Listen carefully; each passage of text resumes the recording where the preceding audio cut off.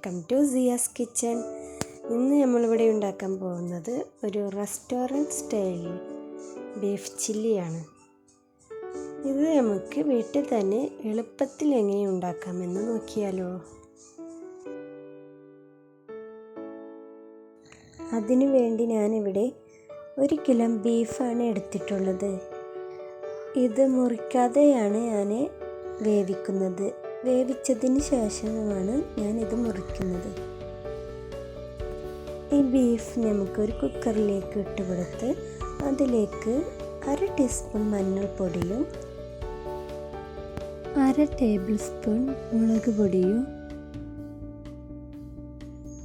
1 teaspoon കുരുമുളക് പൊടിയും ആവശ്യത്തിനുള്ള ഉപ്പും ചേർത്ത്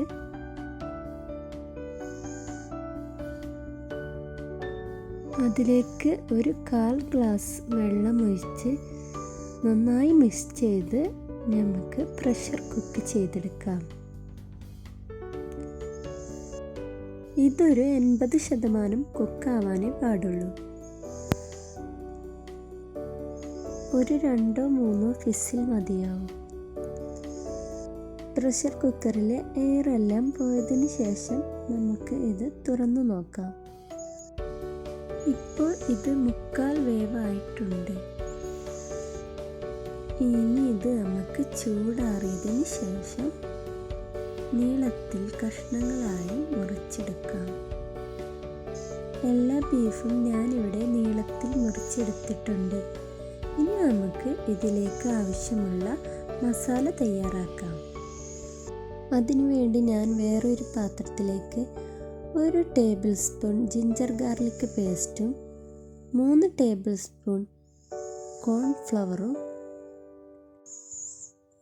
3/4 ടേബിൾ സ്പൂൺ മുളക് പൊടിയും 1/2 ടേബിൾ സ്പൂൺ കാശ്മീരി മുളക് പൊടിയും 1/4 ടീസ്പൂൺ മഞ്ഞൾപ്പൊടിയും 1/2 ടീസ്പൂൺ ഗരം മസാല പൊടിയും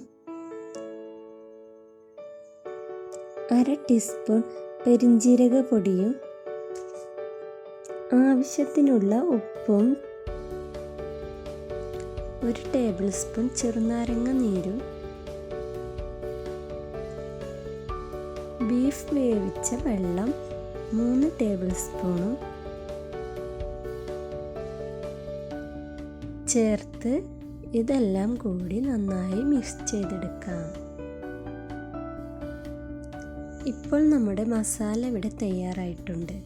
ഇനി നമുക്ക് കട്ട് ചെയ്ത് വെച്ച ബീഫ് കഷ്ണങ്ങൾ അതിലേക്ക് ഇട്ട് കൊടുത്ത് മിക്സ് ചെയ്തെടുക്കാം. ഇപ്പോൾ നമ്മുടെ ബീഫിൽ മസാലയെല്ലാം തേച്ച് പിടിപ്പിച്ചിട്ടുണ്ട്. ഇനി നമുക്ക് ഇത് ഒരു 1/2 മണിക്കൂർ റെസ്റ്റ് ചെയ്യാൻ വെക്കാം. 1/2 മണിക്കൂറിന് ശേഷം നമുക്ക് ഒരു പാൻ എടുത്ത് അതിലേക്ക് ഓയിലോ അല്ലെങ്കിൽ വെളിച്ചെണ്ണയോ ഒഴിച്ച് ഫ്രൈ ചെയ്തെടുക്കാം. ഓയിൽ നന്നായി ചൂടായതിന് ശേഷം നമുക്ക് ഓരോ പീസ് ബീഫ് കഷ്ണങ്ങളും സെപ്പറേറ്റ് ആയി ഇട്ട് കൊടുത്ത് ഫ്രൈ ചെയ്തെടുക്കാം.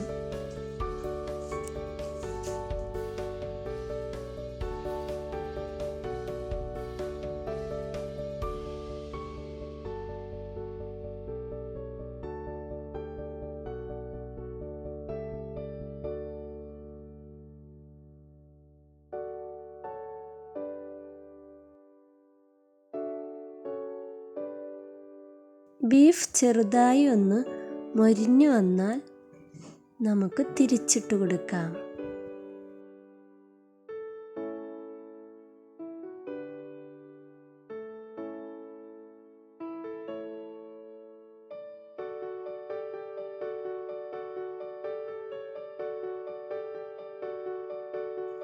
ബീഫ് തിരിച്ചും മറിച്ചും ഇട്ടുകൊടുത്ത് നമുക്ക് മൊരിച്ചെടുക്കാം.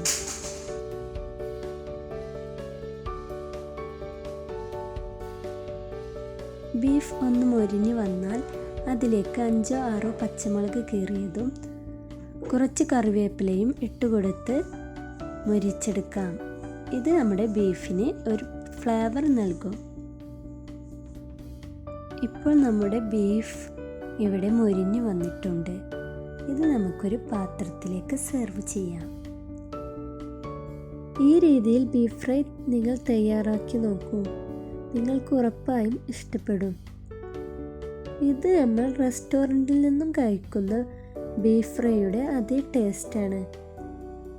അപ്പോൾ നിങ്ങൾക്ക് എൻ്റെ ഈ വീഡിയോ ഇഷ്ടപ്പെട്ടെന്ന് വിചാരിക്കുന്നു. എൻ്റെ വീഡിയോ ഇതുവരെ സബ്സ്ക്രൈബ് ചെയ്യാത്തവരുണ്ടെങ്കിൽ ഒന്ന് സബ്സ്ക്രൈബ് ചെയ്യണേ.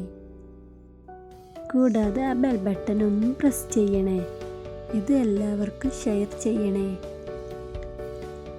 ഇനി മറ്റൊരു റെസിപ്പിയുമായി കാണുന്നത് വരെ ബായ്. Thank you.